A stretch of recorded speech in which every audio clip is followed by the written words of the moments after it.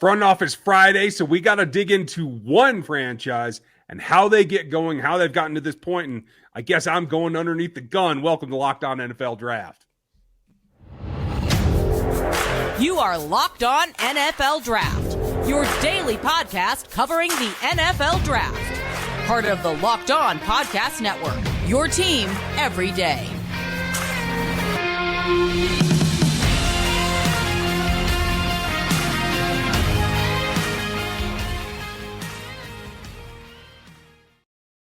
Welcome to another episode of the Locked On NFL Draft Show. I'm your host, former NFL and AFL defensive back, Eric Crocker. And of course, as always, I'm joined by my co-host. He's Ryan Tracy, at Ryan Tracy NFL on Twitter. I'm at Eric_Crocker on Twitter. And we want to thank you for making us your first listen of the day. Today, we got some fun stuff going on, and we are diving into the Kansas City Chiefs. We've been doing these Friday episodes, diving into the thought process and team philosophies and trying to dissect what they're doing. And I said, you know what? Let's do Kansas City Chiefs because I want to kind of go a little bit deeper here. And I have a lot of great questions, or some great questions, a lot of good segments here where Ryan does not know what he will be asked. So this is good. Got to keep him on his toes a little bit. And I want to start by talking about the rebuild with Kansas City, because this is a team everybody knows all about, the historic Arrowhead Stadium and what they did in the past. I mean, they have a really kind of a rich history of being very good, but it's like, can they get over the hump a little bit? And they went through some downtimes and was hoping that this would change when they brought in Andy Reid. Now, Andy Reid, we know how successful he was in Philadelphia, but in that way, this is a guy who started to kind of tail off and they decided to part ways. Where he goes to Kansas City.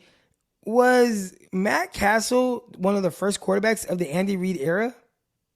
Matt Castle was not. He was not somebody who was destined to stick around after the Todd Haley years, and even Romeo Crennel, who took over.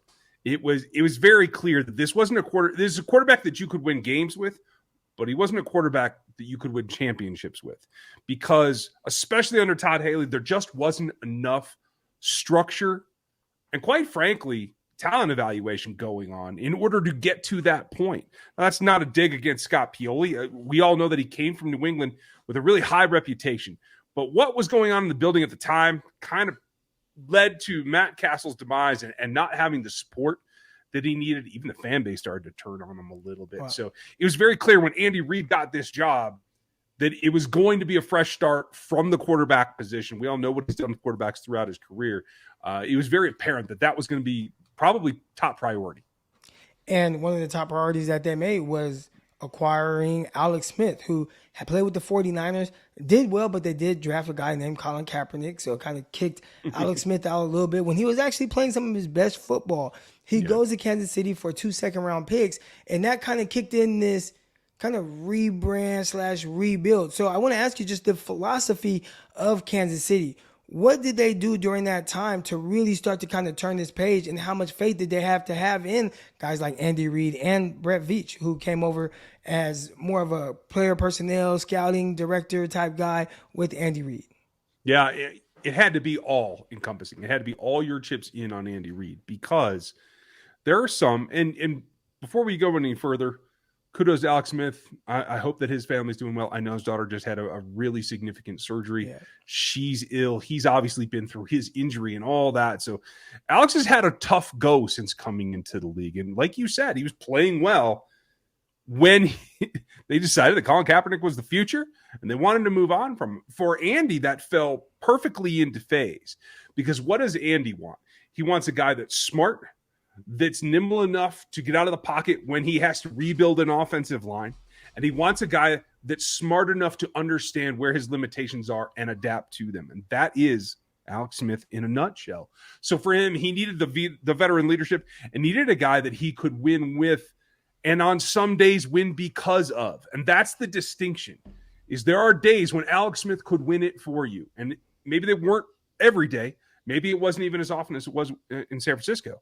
But it was often enough that it was that game manager plus is what I used to refer to him as. And I still think that was the bulk of his career. It was just mislabeled in the first part. They also had explosive guys like Jamal Charles. I remember watching Jamal Charles one game having 5 touchdowns against the Oakland Raiders. Looking at how he looks at building this roster, is it, and we know what they are right now, what they've been over the last few years, a very explosive team. Has that been the identity of Kansas City, even going back to when they first acquired Alex Smith? Was it, you know what, let's go load up on as many weapons as possible and be as explosive offensively as possible? Not quite. It felt a little bit more fundamental at the time because you had Charles, and he was the most explosive back, arguably in the history of the position, right? He still has the most yards per carry from scrimmage in the history of this game. And so they could kind of like rely on that, right? You also had Dwayne Bowe coming in, a more power receiver. Possession is probably a negative word in this case, but you know, if you need a first down, Dwayne could get it for you. Big body receiver from LSU that they were apt to lie on. Other than that, they were going to take their chances with directing the quarterback, moving the ball to where the defense wasn't, and kind of going from there and relying on Andy's scheme to be the foundation that got them moving. There was the famous year when a wide receiver didn't have a touchdown for that team. Yeah. And that is significant. And that is, again, relying on scheme, not on exclusive or explosive talent at the position. Well, they did go out and get some explosive talent, and it was somewhat controversial. We're going to talk about that and more. Andy Reid taking chances was all a part of his kind of, you know, turning around his team and who he is, the Zen master, all that, and their decision to draft Patrick Mahomes. We're going to dive into the thought process of that when we come up next. We definitely want to let you know that BetOnline is your number one source for all of your betting needs and sports information. Find all the latest sports developments in league reviews and news, including this year's NHL playoffs and Major League Baseball. BetOnline is your continued source for all of your sporting wagering information, including live betting, esports, and scores. And BetOnline.net remains the best spot for all of your sports scores, podcasts, news this season.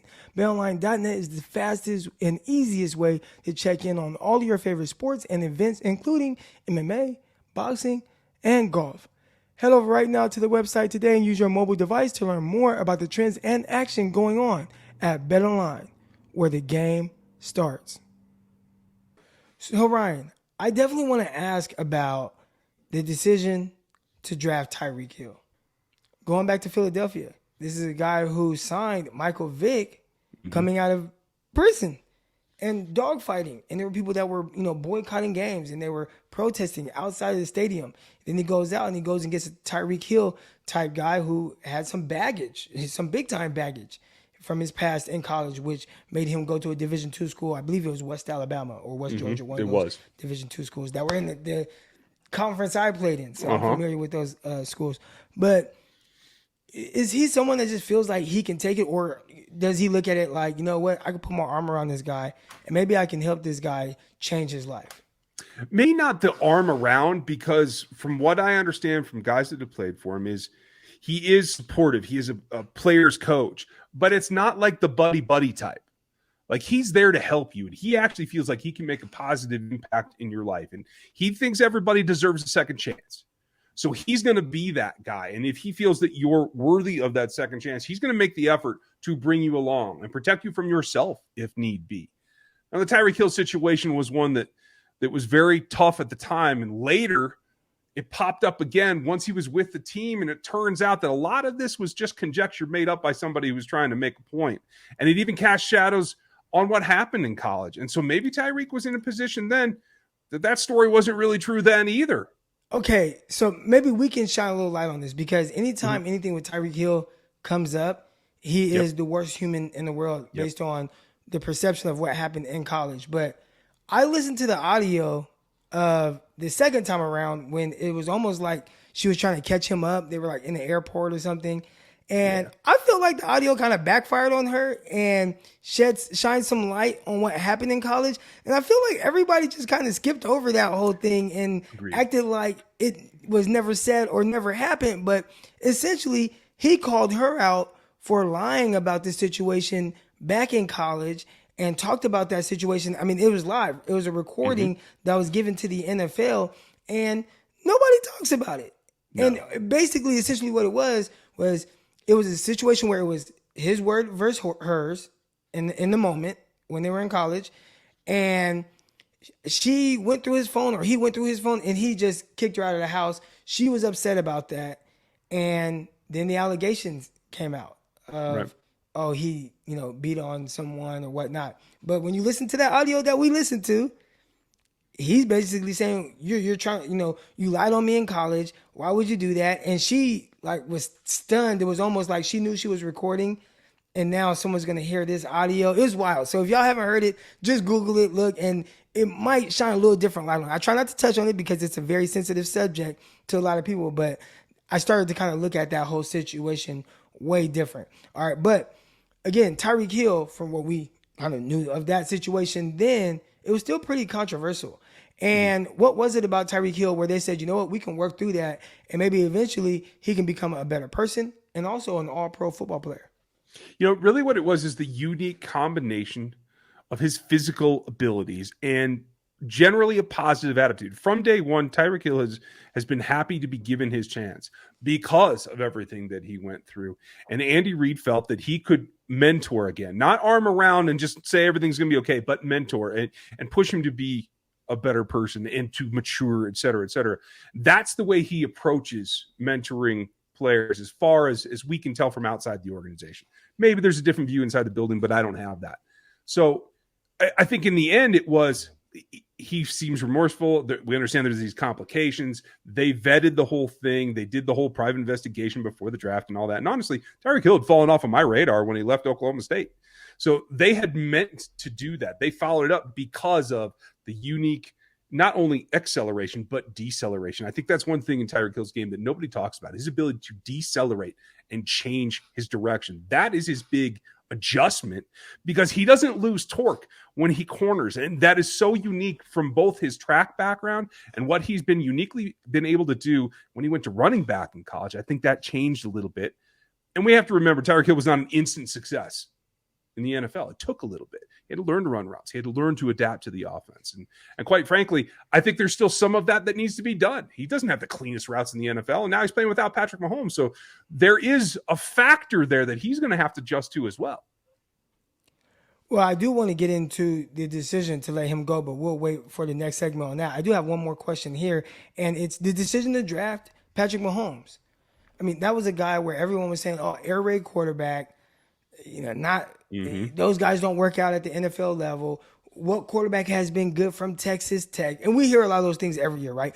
Justin Fields, oh no, don't get him. Quarterbacks at Ohio State, they don't work out. And I feel like you can go down the line of any university and maybe find a successful guy here and there. But for the most part, Patrick Mahomes coming out of Texas Tech, there weren't a lot of guys that had that type of success, especially what you were wanting from him. So I viewed him as the most talented quarterback in that class. And if there was a guy that I was going to draft, it would have been him, just based on I thought he had the freakish upside. Mm-hmm. What went into their decision to get him? Because even then, it was still somewhat, I don't want to say controversial, but a lot of people, they weren't expecting that. They basically looked at him, and Brett Veach dug out all the good pieces. Because in my evaluation, I had that same thing. A-plus talent from the waist up, including the brain, not just meaning the arm, but it was the feet. It was C- footwork for me. Made me nervous. I had him as quarterback too, and now I've covered the guy since he came in the league, right? I had Deshaun Watson narrowly above him because of that footwork, because I thought it was going to take longer.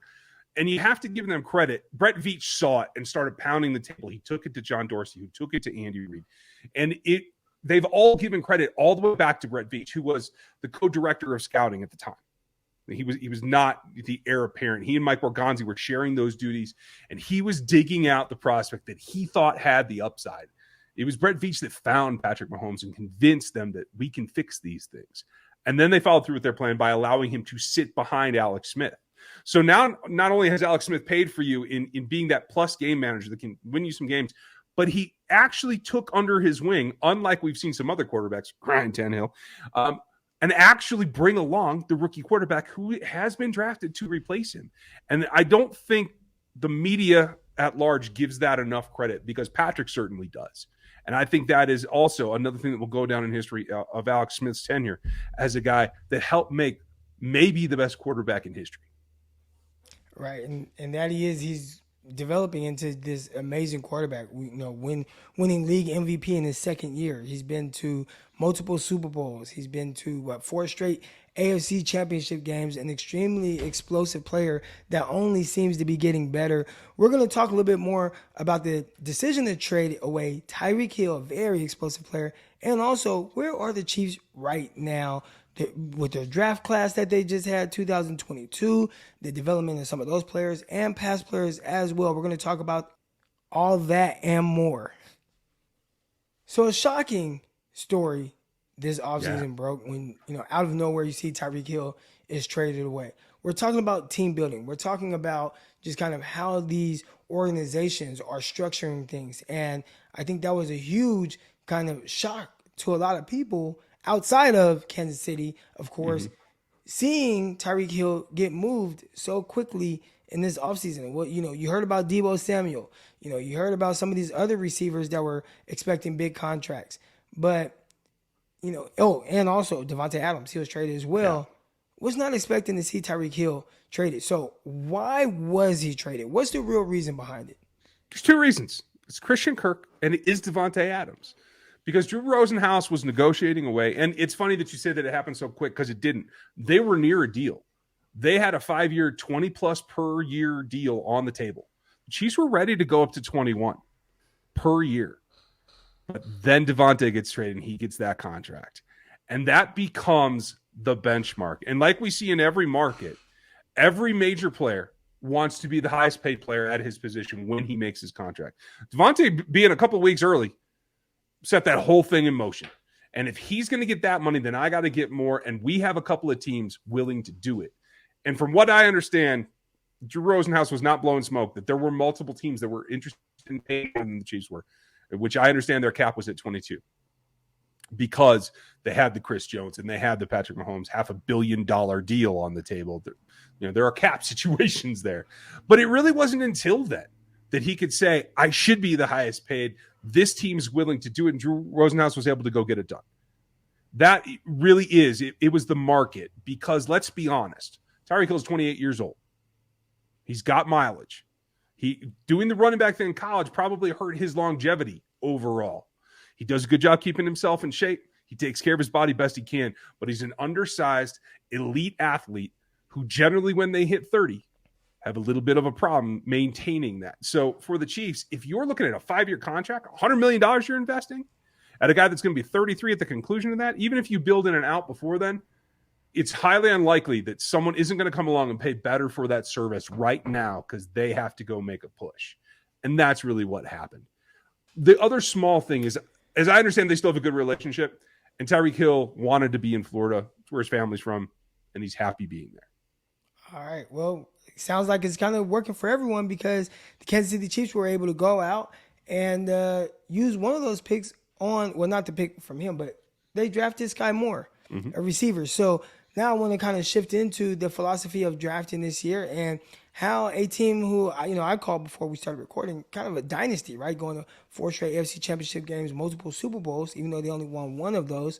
But so far, now they are trying to keep that thing going. Right? You have this explosive young quarterback who seems to only continue to kind of get better, even though everyone's trying to nitpick at his game here and there. And they're saying it might not be the same without Tyreek Hill. We'll see. But what did they go into this draft trying to accomplish? Aside from, the usual, right? Like get good football players, of course. Yeah, there's a plus. But what direction were they trying to go here?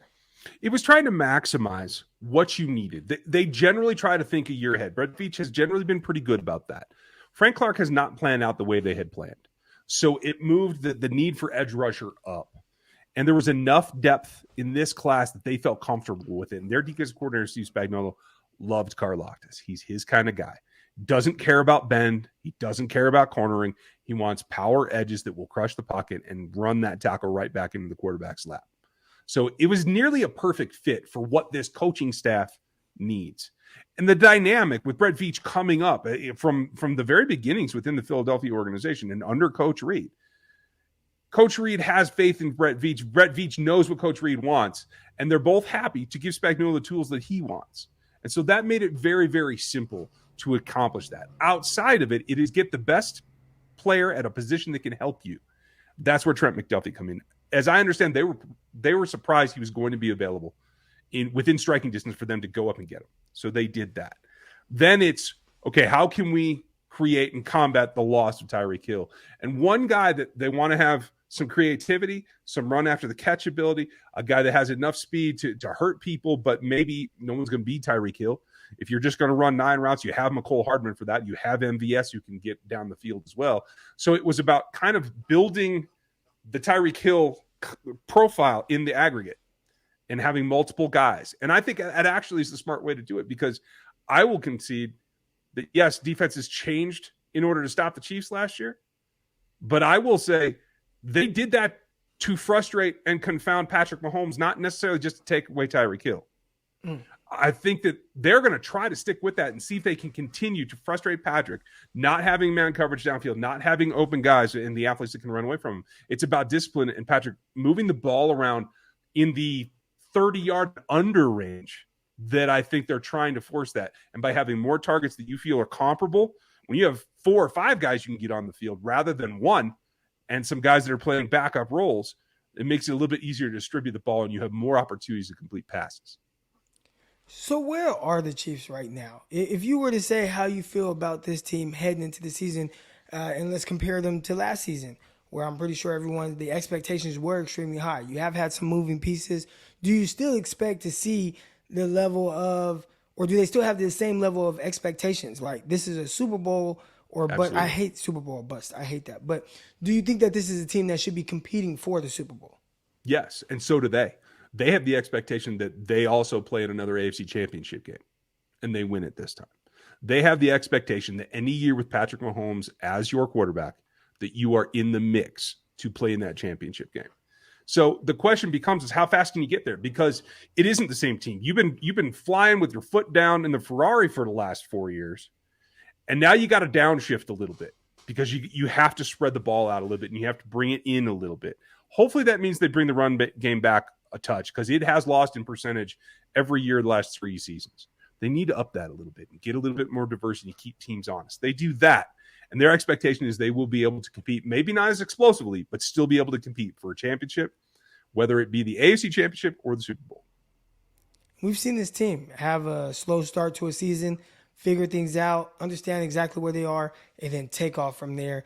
I don't expect anything less from this roster, especially with Patrick Mahomes at quarterback again.